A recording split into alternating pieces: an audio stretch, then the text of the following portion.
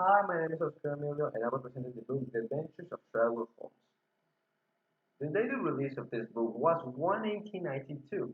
The author, Arthur Conan Doyle, was a famous British doctor and a famous writer. He made a lot of stories about suspense and science fiction. The most famous of all was Adventures of Sherlock Holmes. And why it's so famous? It's simple, the plot. The plot of this is really good. It's about a detective who solves most of the world problems just using his strength of will. The characters of this book are really good.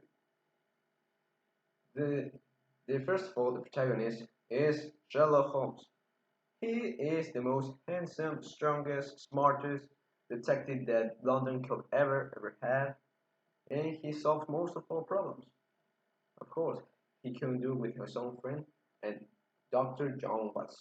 And about a fun fact about this character is that there's a famous line called "Elementally, my dear Watson," which is not made. It's not in the books.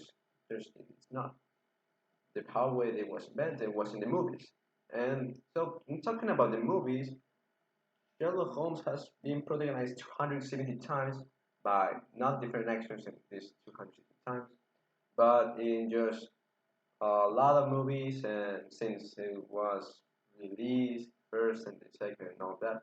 Of course, the most famous one are those who are protagonized by the actor Robert Downey Jr.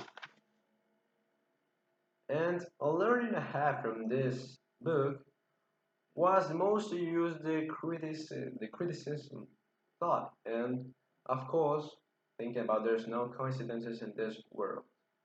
And another thing is learn how to face the reality as it is, the reality, something the character does every over and over again in his own book. And in conclusion, this book is really good. And if you are starting to read, or if you want a really good plot, or you want to have some fun, well, this book is the option that everyone should ever go.